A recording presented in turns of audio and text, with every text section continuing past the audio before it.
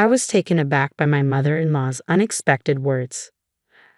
I didn't expect you to afford such a place. Well done, dear. We're more than happy to move in with you. My confusion deepened at her statement. Excuse me, I interjected, feeling the need to clarify. With this upgrade, I don't mind holding off on the divorce. Remember, I'm single now, Lucy, 35, working as a doctor at the Women's Health Clinic. My apartment, a comfortable 15-minute drive from work, accommodates not just me but also my husband William and his parents. My marriage to William commenced 5 years ago, accompanied by his condition that we live with his parents. Being an only child, I understood his familial obligations. Despite knowing this beforehand, I agreed wholeheartedly. Thus, when we tied the knot, we opted for a larger apartment, embracing life with his parents as part of our domestic arrangement. Initially, when we began our cohabitation, William's parents assured me, as a doctor, Lucy, you're undoubtedly busy. Leave the household chores to us. Your father-in-law and I will handle everything else while you focus on your work. And true to their word, they diligently managed all cooking, cleaning, and domestic tasks, affording me the luxury of concentrating solely on my professional duties. I assumed William enjoyed the same privileges. However, our dynamic shifted dramatically 6 months later. Abruptly, William resigned from his job. Taken aback, I inquired, "What's prompted this decision? Why quit?" His response was startling. "I believe I've put in my fair share. I need a hiatus before embarking on a fresh start. Besides, even without my income, we won't struggle financially with yours." I countered, "But why such a significant decision without consulting me? You can't guarantee finding another job. What if something happens to me?" His reply was dismissive. "There's no need for pessimism. We have savings to fall back on." Attempting to reason, my mother-in-law intervened. "Now, Lucy, don't be too hard on him. William has toiled diligently thus far. A break is well deserved. Wouldn't you agree? You can compensate for his absence by working a bit harder." Stunned into silence, I pondered the unfairness of her suggestion. My workload was already demanding, and it seemed ludicrous to imply that I should bear the brunt of our financial responsibilities while William enjoyed a respite. After all, I too faced challenges. Upon hearing my retort, my mother-in-law's expression shifted abruptly. With raised eyebrows, she retorted, "Let me remind you, Lucy, you're not the sole one grappling with difficulties here. While you were at work, your father-in-law and I were tending to the household tasks alongside our own jobs without respite. If you insist on such talk, we'll cease our contributions to the household. From now on, you're on your own." Her words struck me dumb. With that declaration, my mother-in-law and William exited the room, heading to the living room to watch TV. Thus began my solitary struggle to juggle both household chores and my job. No one else would lift a finger to help. Takeout meals became a regular occurrence, likely to stave off hunger in their absence of cooking. However, their preferences leaned towards pricey options like sushi, leading to mounting demands for increased funds to cover food expenses. "Lucy, ensure there's enough money for our meals. Are you aiming to starve us?" they plead. Even when I urged restraint, my mother-in-law would counter, "How heartless to suggest scrimping on food when we're confined at home with no other indulgences. You're such a heartless person, neglecting your responsibilities to care for your in-laws.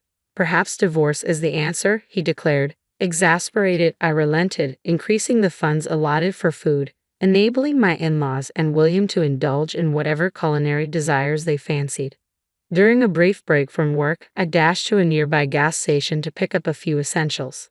Upon reaching the counter for payment, I realized my card was missing and my wallet seemed lighter. Momentary confusion gripped me before I hurried home immediately after work.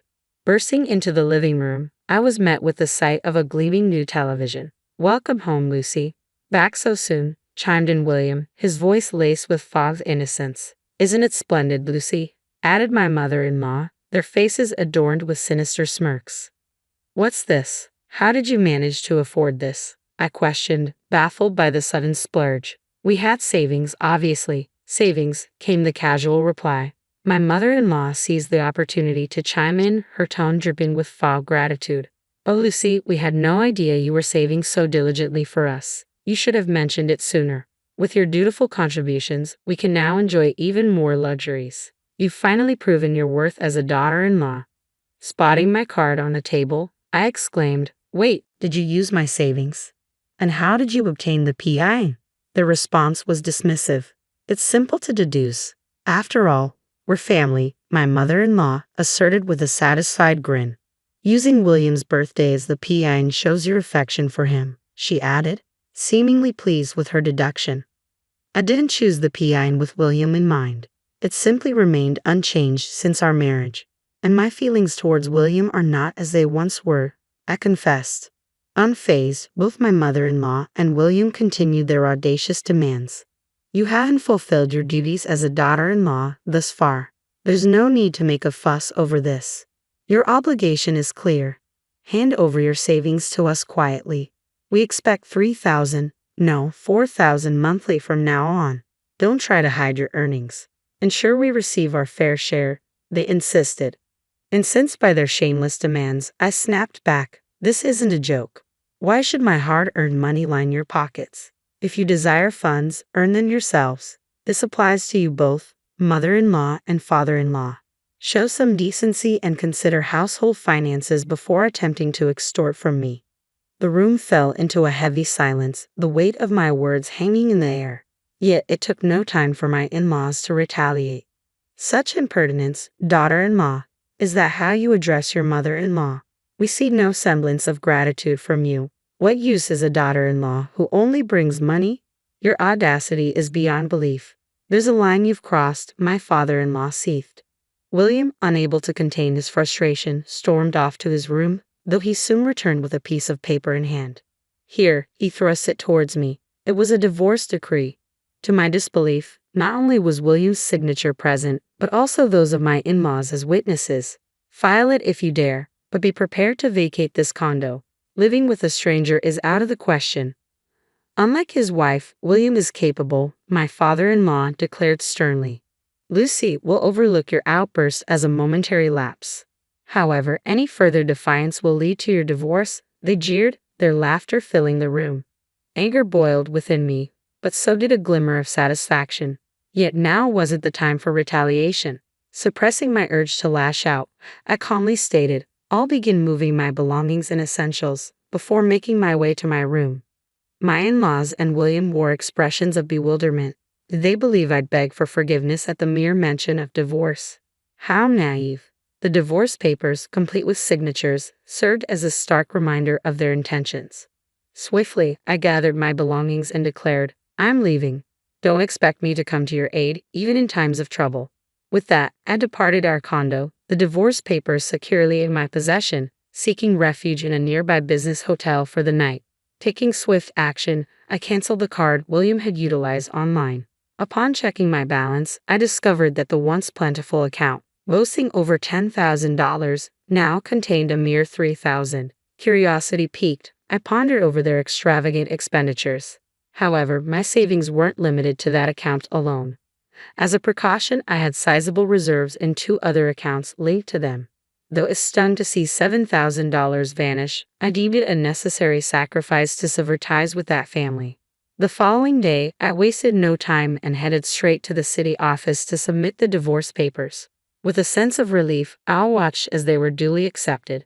To assure the finality of the matter, I double-checked my family register certificate, confirming my newfound status as a divorced individual. At last, I had severed ties with that troublesome mother-son duo. While the urge to rejoice surged within me, I remained composed, knowing there were still tasks at hand. My next stop was a real estate agency, where I attended to 2 crucial matters. Firstly, I invested in a home of my own, utilizing the savings I had diligently accrued over the years. Through this process, I came to grasp the true significance of living life on my own terms. The realization dawned upon me that freedom was a precious commodity, one that could easily be compromised. I understood the importance of seizing opportunities promptly and asserting my autonomy without hesitation. I settled into my new single-story house, reveling in its spacious living room, practical kitchen, and a coveted walk-in closet, all mine. Determined to make it truly mine, I spent the day furnishing every nook and cranny, moving in whatever I could manage. The following 3 days were a whirlwind of shopping, acquiring essentials, and indulging in the thrill of creating my sanctuary. While the expense of replacing everything was significant, I deemed it a worthy investment for a fresh start. A few days later, as I sat down to dinner around 8 p.m., the doorbell interrupted my solitude. Curious as to who could be calling at such an hour, I glanced at the intercom screen to find a familiar sight. William, my former mother-in-law, and my former father-in-law. Almost a nostalgic scene. Anticipating their arrival, I approached the door and swung it open. Before I could utter a word, William launched into a tirade. What's the idea? Disappearing without a word? It's madness. His outburst prompted his parents to intervene, urging him to calm down. William, take a breath. We agreed to discuss this calmly later, remember? His mother interjected soothingly. Exactly. Look at this place, isn't it fantastic? It's far more spacious and inviting than our cramped condo, his father added, attempting to diffuse the tension. Despite my protests, they barged into my home without hesitation. Hold on, you can't just waltz in here uninvited, I objected, but my pleas fell on deaf ears. Enough. This is as much our place as yours. What's the harm in us visiting? William retorted, brushing aside my objections. With that, they proceeded to explore my home. The furniture isn't to my taste, but I must admit, the layout is quite decent. It might even be more comfortable than our current condo, his father remarked, surveying the space. I never imagined you could afford such a place. Well done, dear. We don't mind moving in with you, my mother-in-law remarked. Excuse me, we're informing you that we've approved this condo. We'll be residing here with you. Perhaps we can overlook your past transgressions. Though your conduct as a daughter-in-law has been superb, we acknowledge your gesture in securing this residence for us. Perhaps William will find it satisfactory. I suppose I can overlook this. If we can reside here, I don't mind remaining married to you, she continued. Excuse me, who's the wife and who's not getting divorced? I interjected, confused by their assertions. The room fell silent as the three exchanged puzzled glances. I'm not married, you know. I'm single, I clarified. Rather than showing astonishment, they seemed unable to comprehend my words. What nonsense are you spouting? Do you think you can escape the consequences of your disrespect? My father-in-law retorted. In response, I thrust the divorce certificate into William's stunned face, causing a visible shift in their demeanor. Lucy, how dare you take such action without consulting us? Do you expect forgiveness? My mother-in-law demanded. Yes, I do. After all, you provided it to me for that purpose, didn't you? I replied calmly. Lucy, how dare you take such action without consulting us?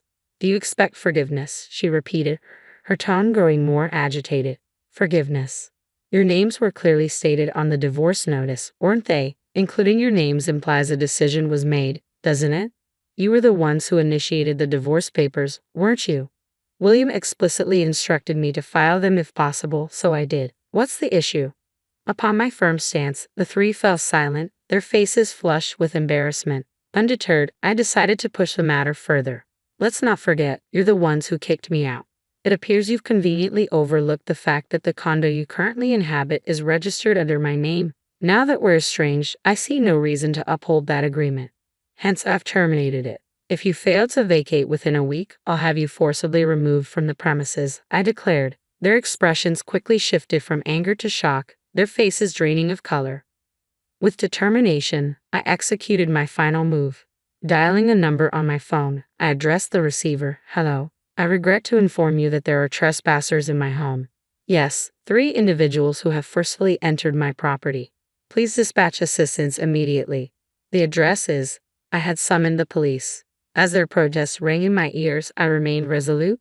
Don't assume you can escape consequences. One of them exclaimed.